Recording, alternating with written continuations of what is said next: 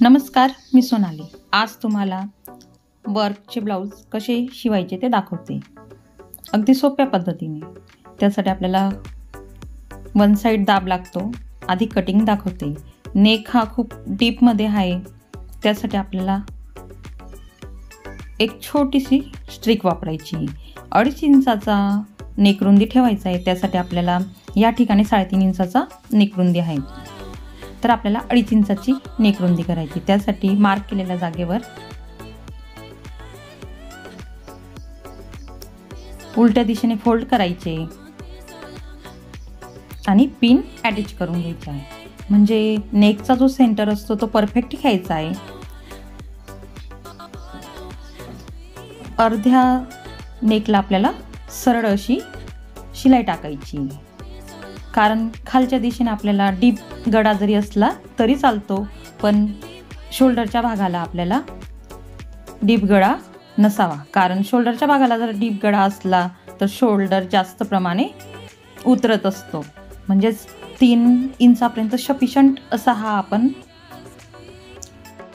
शोल्डरच्या भागाचा डीप गळा घेऊ शकतो। पण कटिंग करत असताना आपल्याला 2.5 इंचाचाच शोल्डरच्या भागाचा नेक रुंदी असायला हवी।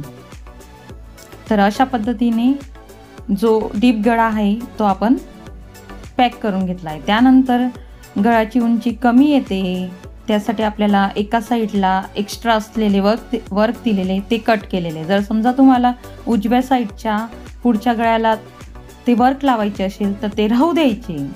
जर समजा तुमचा मागच्या साईडचा बॅक नेक मोठा हवा असेल तर अशा पद्धतीने तो राहिलेला जो वर्क असतो तो अटॅच करायचा आहे। तो मी शिवताना दाखवेल। तर अस्तर घ्यायचे, अस्तरवर मेजरमेंट करून घ्यायचे। तर ब्लाऊजची उंची ही 13.5 आहे, त्यात आपल्याला 1 इंच एक्स्ट्रा टाकायचे म्हणजे 14.5, आणि रुंदी ही 10.5 घ्यायची। 32 इंचाचे ब्लाऊज आहे। 2.5 इंचाचा नेक रुंदी असणार आहे आणि 3.5 इंचाचे शोल्डर असणार आहे। आर्महोल हा 6.5 इंचाचा असणार आहे। मार्क करून घ्यायचे, पॅटर्न मार्क करून घ्यायचा आहे। आर्महोल देखील मार्क करायचे 1.5 इंचांवर। कट करून घ्यायचा आहे।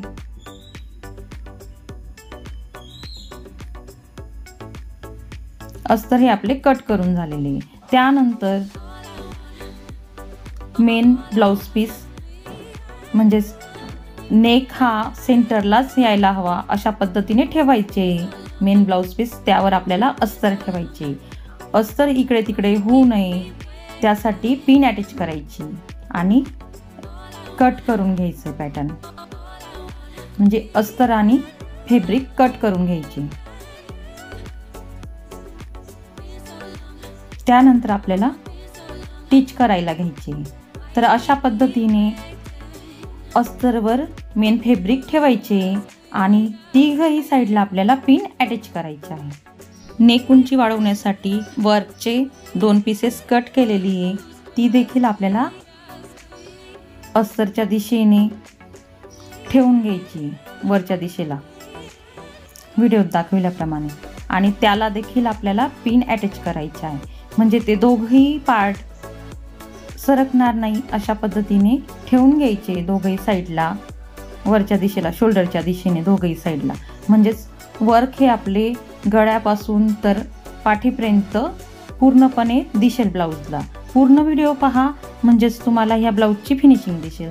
तर ह्या ब्लाऊजला टिच करण्यासाठी वन साईड असलेला दाब घ्यायचा आहे, वन साईड असलेला दाब यूज करायचा आहे।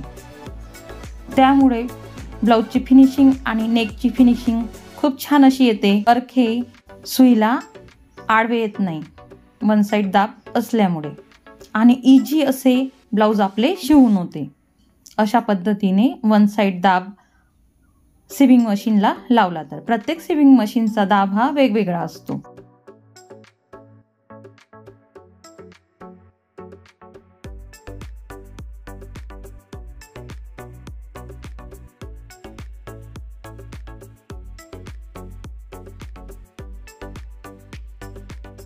एक्स्ट्रा असलेला फॅब्रिक आणि अस्तरला नेकच्या दिशेने कट करून घ्यायचे।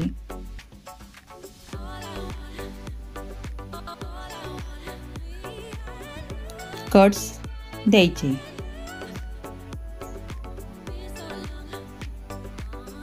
म्हणजेच नेकला फिनिशिंग खूप सुंदर अशी येते. त्यानंतर अस्तरच्या दिशेने दाब शिलाई टाकायची, बॅक स्टिच करत यायची, म्हणजेच ब्लाऊजला फिनिशिंग खूप सुंदर अशी येते. त्यानंतर तुम्ही वरच्या दिशेने देखील स्टिच करू शकता. मी शेवटी केलेले आहे. सेंटरला पिन अटॅच करायची आणि काटाचा भाग आपला लावायचा राहिला आहे, तो देखील सुंदर अशी डिझाईन करून लावलेला आहे.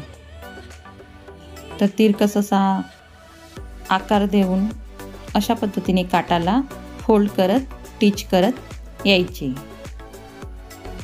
तर ब्लाऊजचा लुक सुंदर दिसतो अशा पद्धतीने डिझाईन केली. तर त्या काटाला सेंटरला पिन लावायची आहे आणि सेंटरपासून एका साईडने स्टिच करत यायची, म्हणजेच काठ देखील अटॅच होईल आणि ब्लाऊजला लुक देखील सुंदर येईल. दुसऱ्या साईडचा काठ देखील स्टिच करत यायचा आहे. त्यानंतर कमरेच्या दिशेने देखील काटाला स्टिच करत यायचे, म्हणजेच पॅक करत यायचे. म्हणजेच पूर्णपणे काठ हा आपला फिनिशिंगमध्ये स्टिच करून झालेला आहे, अटॅच करून झालेला आहे. त्यानंतर टक्स टाकायचे. टक्स हा शोल्डरच्या सेंटरला घ्यायचा आहे अशा पद्धतीने. दोघंही टक्स सेम उंचीला येतील मार्क करून घ्यायचे. त्यानंतर आपल्याला कमरेला पट्टी लावायची. कमरेला पट्टी 2 इंचांची घ्यायची आहे आणि कमरेच्या दिशेने 1/2 इंच जागा सोडून तिला स्टिच करत यायची. त्यानंतर तिला फोल्ड करायचे आणि अस्तरच्या दिशेने कंबरपट्टीला स्टिच करत यायचे, म्हणजेच ती पूर्णपणे फोल्ड होईल. अशा पद्धतीने आपली वर्क असलेले ब्लाऊज स्टिच करून झालेले. अगदी सोपी पद्धत आहे. आर्महोलला देखील स्टिच करून घ्यायचे, म्हणजेच आर्महोल आणि फॅब्रिक सरकत नाही अशा पद्धतीने स्टिच केले. तर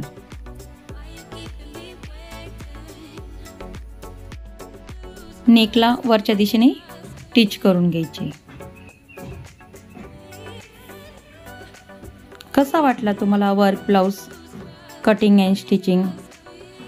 आणि अगदी सोप्या पद्धतीने आपण हा वर्क ब्लाऊज स्टिच करून घेतलेला आहे. चॅनलला नवीन असाल तर सबस्क्राईब करा, बेल बटनला क्लिक करा, म्हणजेच तुम्हाला माझे नवनवीन व्हिडिओज आणि ओल्ड व्हिडिओज देखील पाहता येतील. कमेंट करायला विसरू नका. शंका असतील ते देखील तुम्ही सांगू शकता. तुमच्या शंकांचे निरसन हे लवकरात लवकर होईल. Thank you watching video. भेटूया तर पुढच्या व्हिडिओला. तोपर्यंत बाय, टेक केअर.